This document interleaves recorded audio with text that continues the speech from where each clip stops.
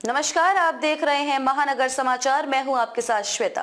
तो चलिए रुक करते हैं आज की बड़ी और प्रमुख खबर पर। भारत की सरकार ने 1860 का इंडियन पिनल कोड, 1872 का एविडेंस एक्ट और क्रिमिनल प्रोसीजर कोड बदला। 150 साल के बाद कानून बदले गए। अब आंदोलनजीवी, जिसको किसान भी कहते हैं, वो आंदोलनजीवी कह रहे हैं ये तीनों कानून वापस होना चाहिए। क्यों कह रहे हैं? क्योंकि पहले उन्होंने थोड़ा सा दबाव बनाया तो किसान कानून वापस हो गया। किसान कानून वापस हो गया और जितना उन्होंने हंगामा किया था दिल्ली में, लाल किले पे किया था और भी पूरे देश में किया था, उस पर कोई कार्रवाई नहीं हुई। तो उनके अंदर जो खौफ पैदा होना चाहिए था, जो डर पैदा होना चाहिए था, वो उनका साहस और बढ़ चुका है। अब वो कह रहे हैं जैसे किसान कानून वापस लिया था, वैसे ही ये तीनों कानून, जो भारतीय न्याय संहिता है, भारतीय नागरिक सुरक्षा संहिता है, भारतीय साक्ष्य संहिता, इसको भी वापस लीजिए। मैं बार बार कह रहा हूं, आंदोलनजीवियों को विदेशों से फंडिंग हो रही है, बहुत बड़ी मात्रा में फंडिंग हो रही है, लगभग 50,000 करोड़ की फंडिंग हो रही है। और मैंने इस पे पीआईएल फाइल किया है यूनिफॉर्म बैंकिंग कोड लागू करने के लिए। दुर्भाग्यवश न तो आरबीआई हमारी पीआईएल का सपोर्ट कर रही है, न तो वित्त मंत्रालय सपोर्ट कर रहा है। एक यूनिफॉर्म बैंकिंग कोड लागू नहीं करेंगे, विदेशी फंडिंग नहीं रुकेगी। विदेशी फंडिंग नहीं रुकेगी तो यहां आंदोलन चलता रहेगा। आंदोलनजीवी कभी किसान आंदोलन, किसान कानून को वापस करने की मांग करेंगे और कभी कहेंगे कि ये जो अंग्रेजों वाले कानून नए खत्म किए गए उनको दोबारा फिर से बहाल करो, जो नए कानून बनाए गए उनको खत्म करो। ये आंदोलनजीवियों को भारत के अंदर जो ब्लैक मनी जनरेट होती, उससे भी उनको फंडिंग होती है। जो ड्रग स्मगलिंग से पैसा आता है, हथियारों की तस्करी से पैसा आता है, जो काला धन भारत के अंदर जनरेट होता है, उससे उनको फंडिंग होती है। ये आंदोलनजीवियों को खाड़ी देशों से, पाकिस्तान से हवाला के जरिए फंडिंग होती है।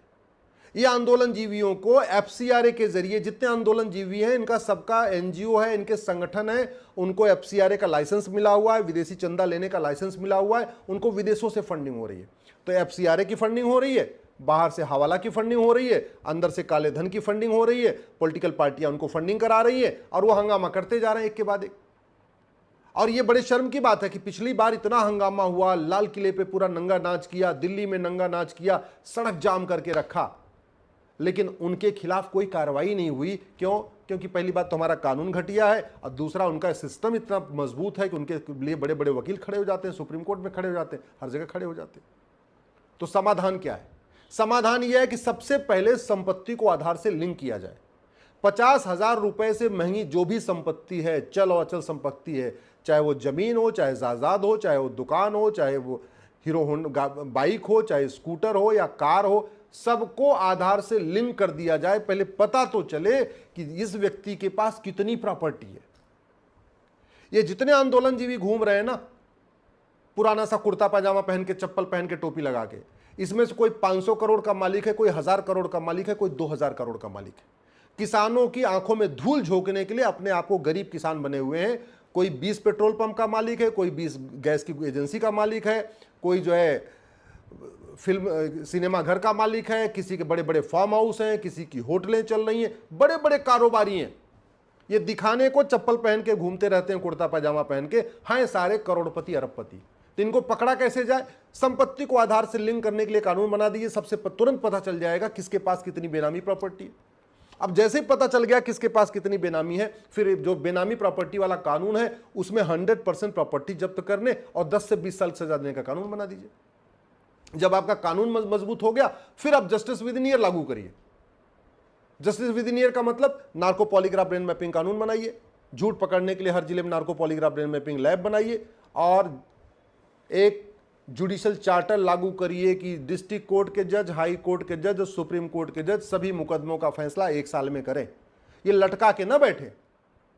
10 साल 20 साल डिस्ट्रिक्ट कोर्ट में मुकदमा चलेगा, 10-20 साल हाई कोर्ट चलेगा, तब तक तो पता चला ये आंदोलनजीवी खुद ही ऊपर चले गए, मुकदमा इनका बाद में खत्म होगा। Justice with in year. आप कठोर दंड की व्यवस्था करिए, संपत्ति को आधार से लिंक करिए। अच्छा, जो ब्लैक मनी जनरेट हो रही, जो हवाला, ये हवाला तब तक नहीं बंद होगा जब तक ये बड़ी नोट बंद नहीं होगी। मैं कई बार पहले कह चुका हूं, मेरी बात बुरी लगती है, जब तक 100 रुपए से बड़ी नोट बंद नहीं होगी तब तक काला धन हवाला बंद नहीं होगा। जब तक काला धन हवाला बंद नहीं होगा तब तक देश में अराजकता बंद नहीं होगी। क्यों? आंदोलन जीवियों की फंडिंग कालाधन हवाला से होती है, नक्सलियों की फंडिंग कालाधन हवाला से होती है, माओवादियों की फंडिंग कालाधन हवाला से होती है, अलगाववादियों की फंडिंग कालाधन हवाला से होती है, मिशनरियों की फंडिंग कालाधन हवाला से होती है, जिहादियों की फंडिंग कालाधन हवाला से होती है, भारत को बर्बाद करने के धर्मांतरण कराने वालों की फंडिंग कालाधन हवाला से होती है, घुसपैठियों की फंडिंग कालाधन हवाला से होती है।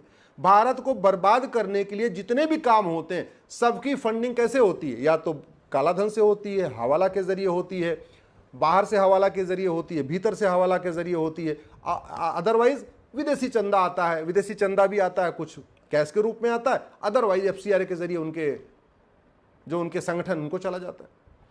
2010 में कांग्रेस की सरकार ने एफसीआरए कानून बनाया इसीलिए था, देश विरोधी पत्रकारों, देश विरोधी नेताओं, देश विरोधी अभिनेताओं, देश विरोधी लेखकों, देश विरोधी पत्रकारों, देश विरोधी कलमकारों, देश विरोधी आंदोलन जीवियों, देश विरोधी सामाजिक कार्यकर्ताओं को ही फंडिंग कराने के लिए 2010 में एफसीआरए बनाया था।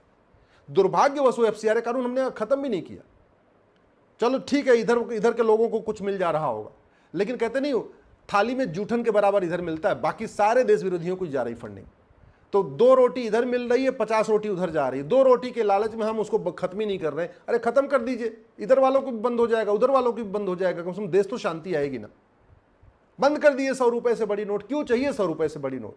81 करोड़ लोगों को तो गरीबी रेखा से नीचे है, उनको तो मुफ्त में अनाज देना पड़ रहा है। सरकार खुद ही कह रही है 80% लोग पर डे 100 रुपए से कम खर्च करते हैं।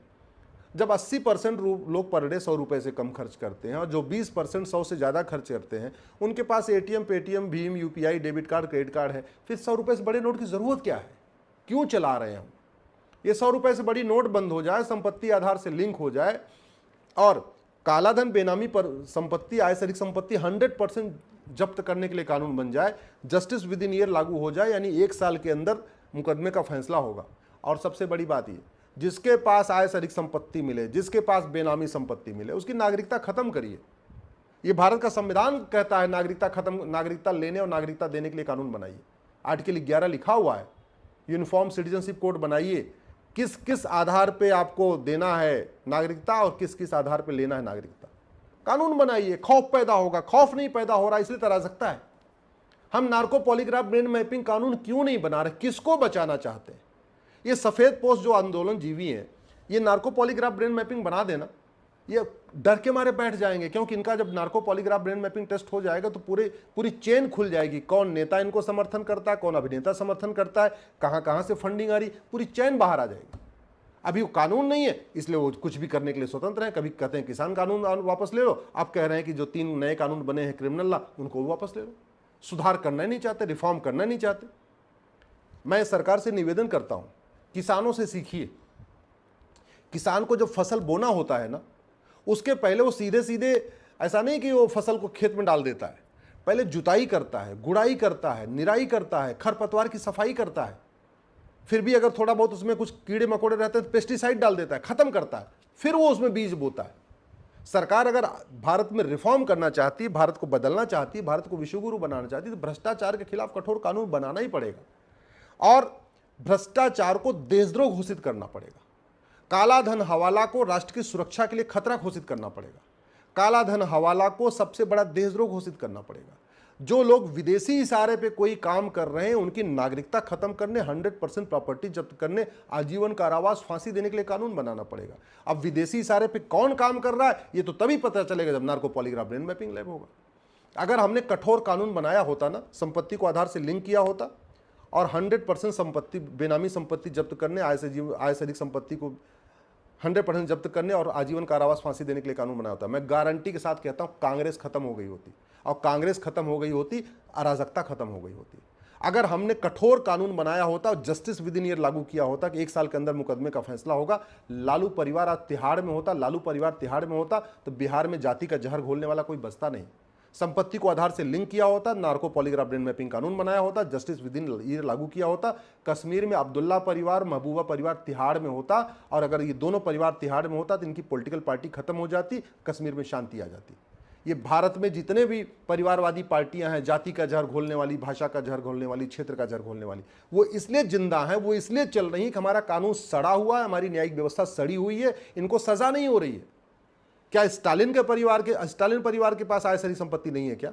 क्या गांधी परिवार के पास आय से अधिक संपत्ति नहीं है क्या? क्या सोरेन परिवार के पास आय से अधिक संपत्ति नहीं है क्या? क्या मुलायम परिवार के पास आय से अधिक संपत्ति नहीं है क्या? क्या महबूबा परिवार के पास आय से अधिक संपत्ति नहीं है क्या?